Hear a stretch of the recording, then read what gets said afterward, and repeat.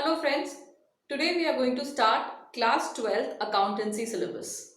So for class 12th accounts, this is for those students, this video is for those students who are going to appear for their 12th accountancy exam in next year, that is March 2021.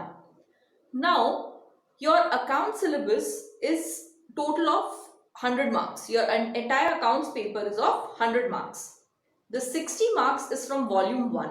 That is your NPO, that is your not-for-profit organization, partnership and company accounts. NPO, the weightage is for 10 marks. Partnership we'll have for 30 marks and company accounts is 20 marks. So this volume will be your 60 marks. Then the next volume, that will be of cash flow ratios and comparative balance sheet, that would be for the next 20 marks. And the other 20 marks would be for your project and your viva and everything else. In that, most of the time you'll be getting 20 on 20. So let's focus on these chapters to make sure that you get that 95 plus in your accountancy exams next year. All the best. So the first chapter that we are starting today is your not-for-profit organization. Now, what is not-for-profit organization? It's like a lot of kids tell me after they read this heading, ma'am, don't these companies make profit? Or see, everyone is doing something with the intention of making some surplus, right? So it's not like this not-for-profit organizations do not make profit. They do make a profit. However, their intention or the purpose of existence is not for profit. The profit that they make is not distributed as dividend to the shareholders. Like for example, for other companies, say Reliance or HUL, if you are having the shares of those companies and if you are making a profit, the company will distribute that profit to all its shareholders as dividends, etc. But for these not-for-profit organizations, they do not distribute the profit. The surplus that they are making, the profit that they are making is only used up for furthering their own objects. For example, say there is a sports club, cricket coaching camp for example. Now this cricket coaching club which is there, this cricket coaching club is focused on giving coaching for cricket.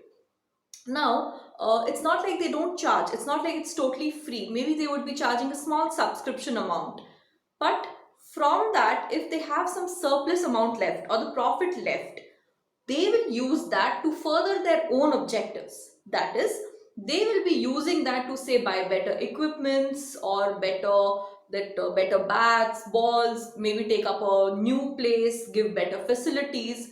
So that profit is again used in the organization. That is your idea for a not-for-profit organization. Now, coming to the definition.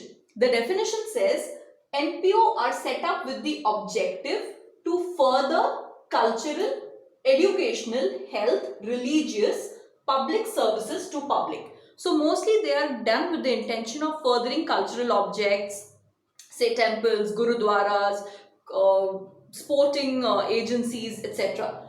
And even for health, even hospitals and say educational services also is done under this NPO. Now this is done either for the public or for members, not with the purpose of earning profit. These are the keywords. It is not done with the purpose of earning profit. Now, see, there are two types of organizations.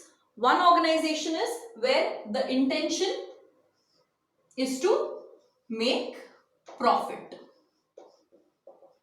The other is where the intention is not to make profit.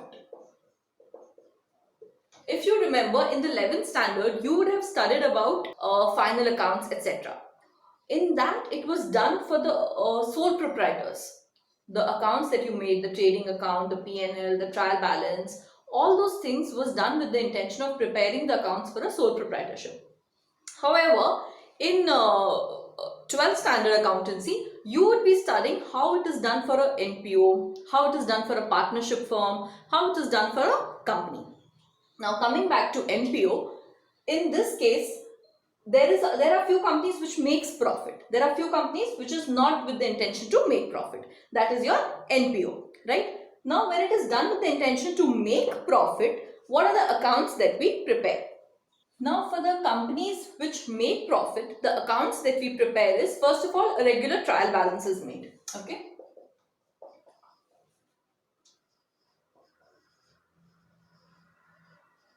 Here also we do the same thing. We make a trial balance. Now from this trial balance, what we end up making next is your trading account, profit and loss account, and balance sheet. This is what you would have learned in 11th standard for final accounts. This you have to edit. Okay. Now coming next to for this NPO accounts, what we make after this trial balance is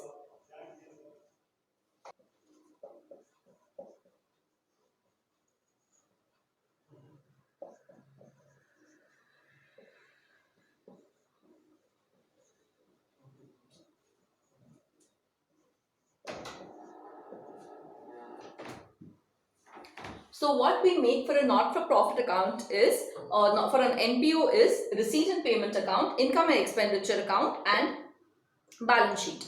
Now, what is this receipt and payment account? This receipt and payment account is more like a cash flow. It's more like a cash book. Here what we record is the cash that comes in the business and the cash that is going out of the business. We are not concerned with whether it relates to this year, previous year, whether it's a profit, whether it's a loss. We are just concerned with cash is coming, cash is going. Everything should be entered in the receipt and payment account. Now, even if the company is not for profit, still we need to maintain accounts, right? Even if the company is not for profit, but how much money you are getting, if you end up spending more than that, even if it's a social organization, ultimately it will not exist, right? It will cease to exist. So we need to have proper accounts for even an NPO. Now, after receipt and payment account, the next account that we make is income and expenditure account. Income and expenditure account is similar to a profit and loss account. And then the last part is your balance sheet. In NPO, mostly we make a opening and closing balance sheet. And in most of your sum, the receipt and payment account would be given to you. You need to derive from it the income and expenditure account and balance sheet. Now coming to how does this NPO earn money, right? What are the ways in which the income is generated for this NPO? What are the receipts that come into this NPO? So coming to now, how do these NPOs get their funds from? The various ways in which they get their funds is, number one is donations. I think all of you know what is donation, right? A lot of us, we donate money for charitable organizations, for hospitals, for temples. So these donations is one of the major source of income for these NPOs. Now donations, there are two types of donations. The two types of donations is your general and specific. Now what is general? You just donated say 1 lakh rupees to a hospital and they could use it in any way they want. That is a general donation. Now what is a specific donation? What happens is, say you are very passionate about cancer people who are suffering from cancer. So you make a contribution of 1 lakh rupees and you are very particular that that 1 lakh rupees should be utilized by the hospital in its cancer ward. So that is a type of specific donation. Alright. Now this general and okay, so in this specific or for example, say you might have given 1 lakh rupees for the annual doctor's dinner that the hospital hosts. So that is again a specific donation. How is this treated? Now, general donation is, see, all of you remember that ledger rules, anything that is debited should be credited also somewhere. So all these donations and everything, how we do these donations in the receipt and payment account that we make, the donations is always debited. The same thing when we make an income and expenditure account, this thing, whatever is debited over here has to be credited in some other account. That's the general rule of ledger. So here it would be credited. So what do we do with general donations? The general donations are always credited to the income and expenditure account. We treat it as a regular income of the organizations. So for general donation, what do we do? Credit it to income and expenditure account. Okay. Now what do we do with specific donation? Specific donation, we create a separate account for that. In that specific donation, it is always capitalized in the balance sheet. We treat it as a liability for us. Okay. So where is this specific donation shown? I'm sorry. The specific donation is always shown as a liability in the balance sheet. Liability in balance sheet. So what happens is any income or expenses which is related to the specific donation would be shown in that account. Like for example, you made a specific donation of say 1 lakh rupees for hosting the annual dinner of the doctors. Now for sending out the invitation, say excuse me, 10,000 rupees got used up. So that 10,000 rupees would be debited from that 1 lakh rupees which you gave. Okay. The rest of the 90,000 would be used for dinner. Now say in that also 20,000 is left over. That is shown in the liability side of the balance sheet. So any income, any expense which is related to that specific donation would be put up in that account itself. And then the amount is shown in the liability side of the balance sheet. Now coming up to the next part, next type source of fund for this NPO is your entrance fees or your admission fees. This entrance or admission fees, now say you want to enter into a cricket coaching club or you want to enter into an organization, you pay some amount as an entrance fees or a admission fees. That amount is also treated as income and shown in the credit side of income and expenditure account. Alright. Now coming on to the next part, that is your life membership fees. How many times do you think you pay the life membership for an organization? Once, twice, three times. Once only, right? So life membership fees is always paid just once during the entire lifetime of that person.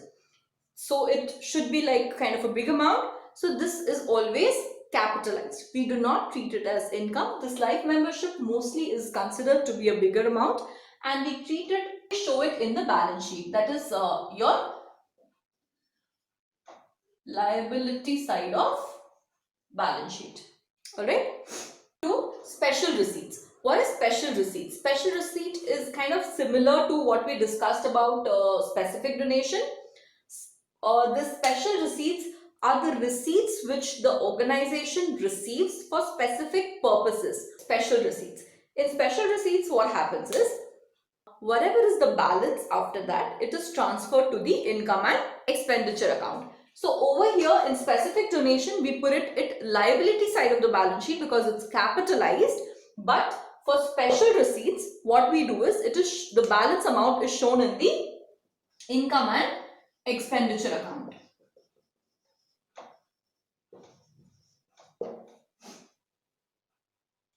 Now coming to legacy. What is legacy? Have you heard of this word before? Legacy. This legacy, we say, like say Dhirubhai Ambani left a legacy behind for his both the sons. That's different what the younger son ended up doing, but he left behind a legacy. Now, any person say there's this elderly guy, he is on his deathbed almost, he doesn't have family, or maybe say he has family but they didn't treat him well and he doesn't want to leave behind anything for his family. So he leaves a will. In that will he mentions that so and so amount, so and so property should be given to so and so organizations for so and so purpose. Okay.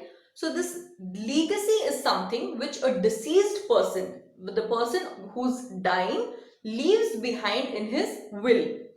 That will, he leaves behind a legacy. This is also treated similar to a general and specific donation because the legacy that he's leaving behind, say this elderly guy who's dying, he leaves behind say 10 crore rupees.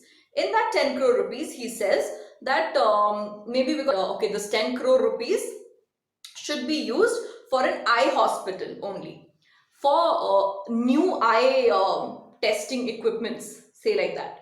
So in that case, it is treated like a specific donation and that amount should be put as a liability side in the balance sheet.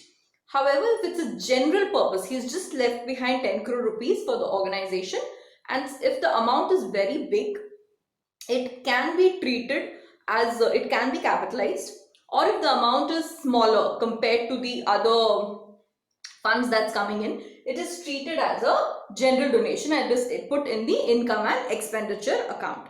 So legacy also be treated similar like a general or a specific donation. Generally, it's credited to income and expenditure account. If it's specific, it is shown in the liability side of the balance sheet, right? Now, if you understand this, even if it is shown in the income and expenditure account, what happens is that the profit becomes higher, right? That is ultimately going where? It is ultimately getting credited in the capital fund only. So the effect is more or less the same. Only thing is, if it's a higher amount, what we do? We directly go and credit it to the capital fund. If the if the amount of receipt of the funds is lower, then we generally first put it in income and expenditure account, and that excess amount is then transferred to the capital fund. Now coming to your grants. Grants is something where government or other institutes just gives that amount as a donation to the organization. This grant could be used for a specific purpose, say for building a fund, and this grant is always shown in the capital side of the balance sheet. Okay, so this grant is treated as a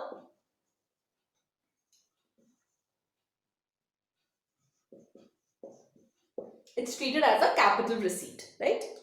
Now, how do you judge whether the receipt, since I told you if it's a smaller receipt, smaller amount, you can put it in income and expenditure account. If it's a bigger amount, you should put it in the balance sheet. You should capitalize it, right?